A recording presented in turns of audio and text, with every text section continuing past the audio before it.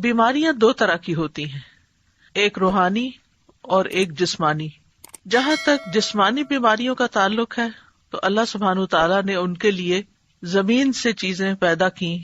جن میں انسان کے لیے شفا رکھی، اور جہاں تک روحانی بیماریوں کا تعلق ہے تو اللہ سبحانہ وتعالیٰ نے ان کی شفا کے لیے قرآن نازل کیا۔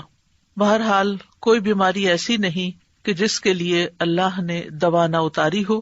اسی سلسلے کی یہ حدیث ہے، ان ابی ہریرہ رضی اللہ عنہ عن النبی صلی اللہ علیہ وسلم قال ما انزل اللہ داء الا انزل له شفاء، کتاب الطب۔ ابو ہریرہ رضی اللہ عنہ نبی کریم صلی اللہ علیہ وسلم سے روایت کرتے ہیں، آپ صلی اللہ علیہ وسلم نے فرمایا، اللہ نے کوئی ایسی بیماری نہیں اتاری جس کی دوا نہ اتاری ہو۔ ما انزل اللہ داء، یعنی اللہ نے جو بھی کوئی بیماری پیدا کی ہے اس کے لیے شفا کا سبب بھی پیدا کیا ہے، یعنی جسمانی بیماریوں کے لیے بھی اور روحانی بیماریوں کے لیے بھی، یعنی کوئی بھی بیماری ایسی نہیں۔ ما انزل اللہ داء الا انزل له شفاء، مگر یہ کہ اس کی شفا بھی رکھی ہے اللہ نے۔ تو چونکہ اللہ سبحانہ وتعالی نے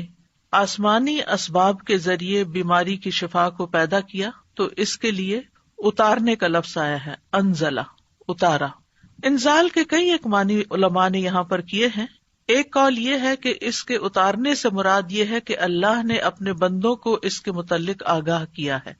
یعنی خبردار کیا ہے، بتایا ہے۔ ایک اور قول یہ ہے کہ رسول اللہ صلی اللہ علیہ وسلم نے ہر بیماری اور اس کے علاج کے متعلق عمومی طور پر خبر دی ہے، یعنی بیماری بھی ہے، اس کی بھی خبر دی، اور علاج بھی ہے۔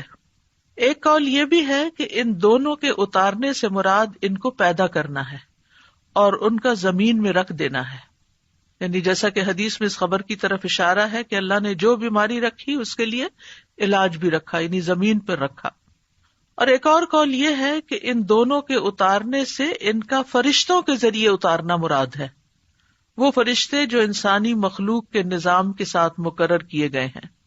تو بیماری اور اس کا علاج فرشتوں کے ساتھ نازل کیا جاتا ہے۔ اور ایک قول یہ بھی ہے کہ اکثر بیماریاں اور ان کے علاج بارشوں کے اتارنے کے ذریعے سے ہوتے ہیں،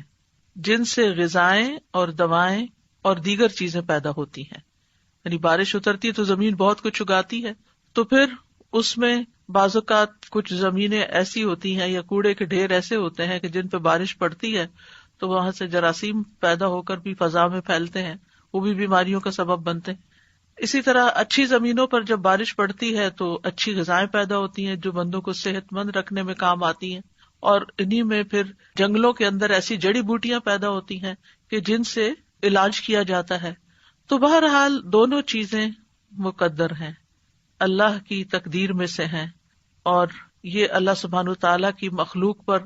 ایک مکمل مہربانی ہے کہ اگر اللہ تعالیٰ نے انسان کو بیماری کے ذریعے آزمایا ہے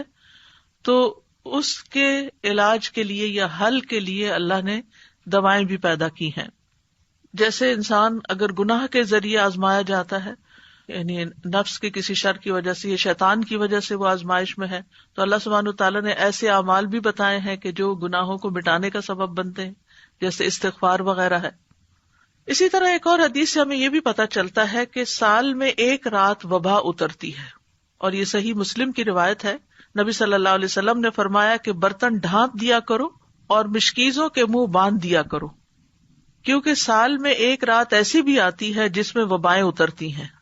اللہ کے اذن کے ساتھ، اور وہ ایسے برتن پر جسے ڈھانپا نہ گیا ہو یا وہ مشکیزہ جس کا منہ نہ باندھا گیا ہو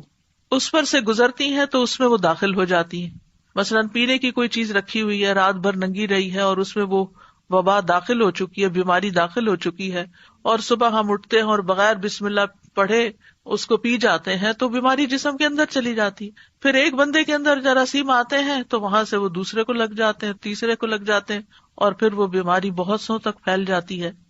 تو بہرحال بیماری بھی اللہ کے اذن سے ہی آتی ہے، اور ہمیں اس معاملے میں احتیاط بھی کرنے کی ضرورت ہے، اور دوا اور علاج کی بھی ضرورت ہے۔